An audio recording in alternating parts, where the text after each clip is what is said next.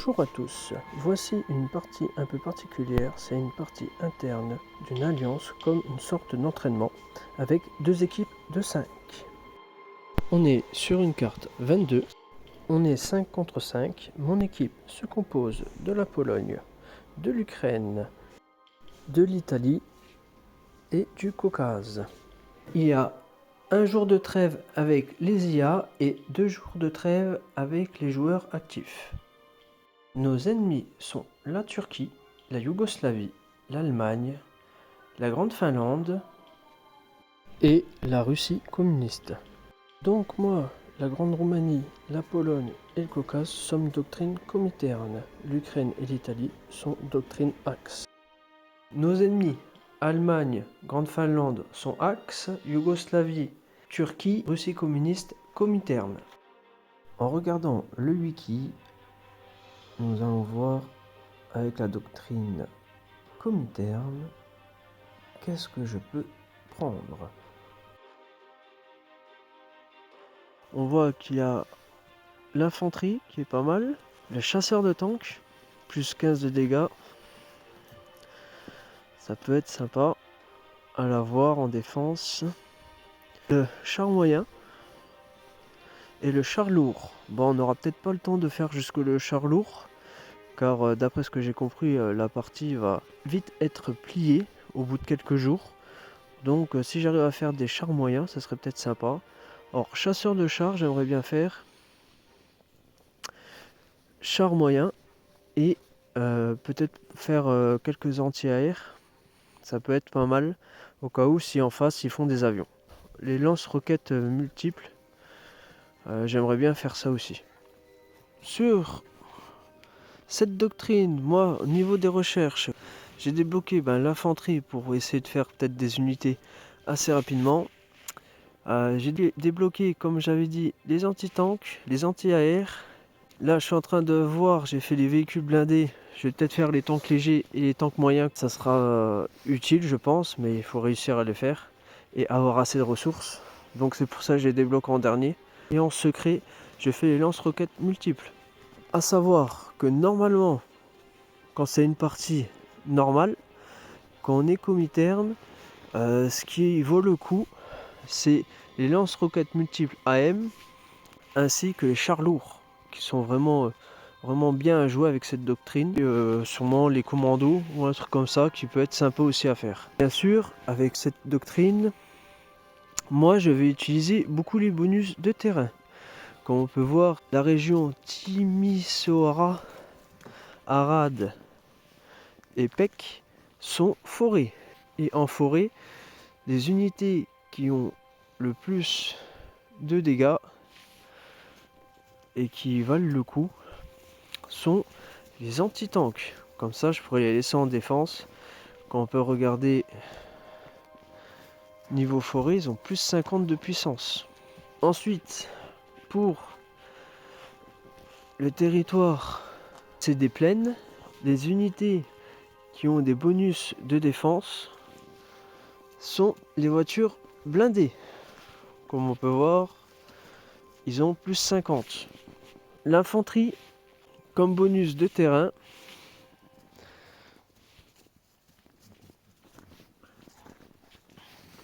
sont plus en montagne, en forêt et en ville pour les défenses. Ça peut valoir le coup aussi, faire une belle petite ligne de défense. Or le but est de créer après une petite armée quand même offensif. Pour le moment, je déplace mes troupes vers la frontière avec les IA.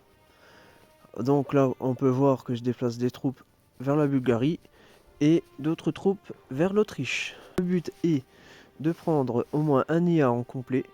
La Bulgarie, j'aimerais bien la prendre, ainsi que la capitale Sofia, si j'y arrive, parce que la Yougoslavie va vouloir sûrement la prendre. Et la capitale au moins minimum de l'Autriche. Or pourquoi? Car ça me fera un boost pour les ressources par capitale prise et ainsi ça montrait les territoires en morale, c'est-à-dire en production de ressources, en temps de production d'unités aussi qui sera un peu moins. C'est que des bonus. Deuxième jour. La paix avec les IA est enfin terminée. Donc je suis passé à l'offensive. J'ai commencé par attaquer l'Autriche pour pouvoir prendre vite fait sa capitale, qui va tomber d'ici peu de temps. Puis j'attaque la Bulgarie pour essayer d'aller vers sa capitale aussi. Pour aller relativement vite, faire un boost au niveau des ressources. Ça sera vraiment intéressant pour moi, mais aussi pour protéger ma capitale, avoir des territoires tampons. Niveau production de troupes, j'ai sorti un char léger, j'ai sorti pas mal d'antitanks, des lance-roquettes multiples, des canons, quelques voitures blindées, encore des canons, un petit sous-marin pour voir un petit peu ce qui se passait. Mon allié, l'Italie, avec la doctrine Axe, est en train de sortir tous des chars légers, en train de faire des jolies petites brigades, comme on peut voir, il y a pas mal de jolis stacks. Il s'apprête aussi à attaquer sûrement la Yougoslavie. Il m'a aidé en me dépannant pas mal de ressources, de blé et de caisses.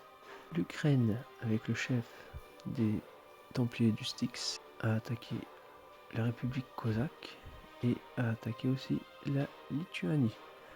Pareil, pour prendre des capitales et avoir un boost pour le moral et les ressources. Idem pour la Pologne qui combat lui la Lituanie. Le Caucase lui se dirige vers la frontière et protège ses frontières avec la Turquie. Il nous reste à peu près 21 heures, allez 22 heures pour créer le maximum de troupes, peut-être les level et se mettre en position de défense ou d'attaque sur la Yougoslavie et la Turquie. Mon but est de prendre toute la Bulgarie et une petite partie de l'Autriche pour avoir plusieurs fronts contre la Yougoslavie. Quelques heures après, la guerre avec les IA se passe bien. La Bulgarie est quasiment finie et les territoires de l'Autriche qui m'intéressaient sont pris. Je m'apprête à positionner mes troupes. On peut voir que les Turcs ont beaucoup d'unités sur place. Je ne sais pas si j'arriverai les contrer. Dans notre alliance, nous retrouvons Stonehenge pour l'Italie, moi pour la Grande Roumanie, Dragondus pour la Pologne, Teopoch pour l'Ukraine et Green Fox pour le Caucase. Dans l'Alliance 2, nos ennemis, nous retrouvons l'Allemagne avec Gotrix, la Russie communiste avec Mati, la Yougoslavie avec TomTom 242, la Turquie avec Toxic et la Finlande avec Tobulos. Ça y est, le temps est écoulé et nous commençons les hostilités. Le but est de lui éliminer le maximum de troupes qui sont éparpillées, de lui prendre quelques territoires et surtout de lui prendre la capitale Belgrade. Nous allons essayer d'aller rapidement pour pouvoir éliminer au moins un ennemi, car comme je suis entre les deux, sinon je serais pris en étau.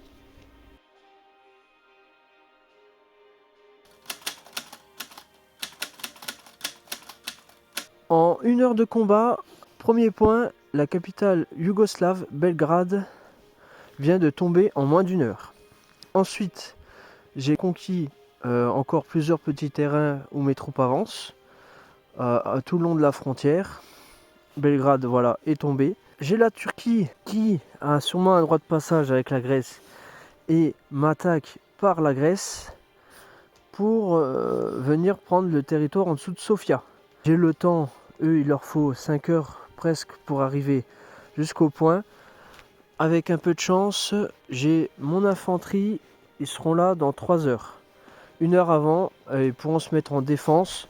Et j'ai mes lanceurs que eux arrivent sur place 15 minutes avant le contact. Alors donc ça pourrait peut-être le faire. On arrivera à résister en mode défensif contre la Turquie. Les troupes qu'il a à côté de Istanbul, il voulait les mettre contre moi et il a rebroussé chemin. Car il a vu que avec mes sous-marins, j'étais en train de lui couler un croiseur là. Et que j'étais en train de couler son deuxième croiseur qui est juste là, qui allait vers mon allié le Caucase. Mon allié l'italien, lui, est en train d'avancer aussi sur les territoires du Yougoslave.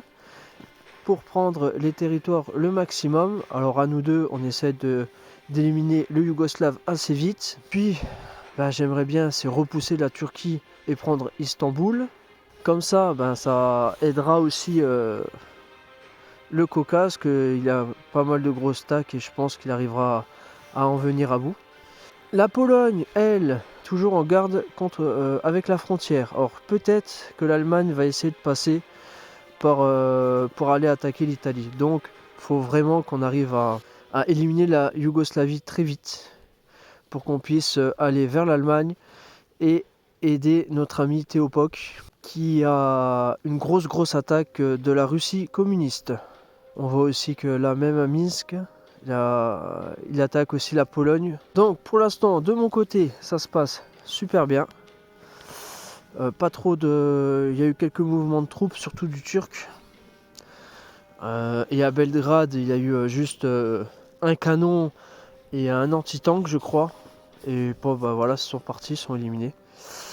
Donc vraiment, j'aimerais avancer très vite cette nuit. Que demain matin, la Yougoslavie soit plus là. Mais voilà quoi. Toutes ces troupes sont encore ici. Hein, toutes les troupes qu'il a faites, je pense qu'ils sont là. Hein. J'en ai éliminé que 2 pour l'instant. Et les 2 bateaux que je suis en train d'éliminer à la Turquie. Ça sera tout pour cet épisode. N'hésitez pas à liker, à partager et à laisser des commentaires. Et je vous dis à bientôt pour la seconde partie.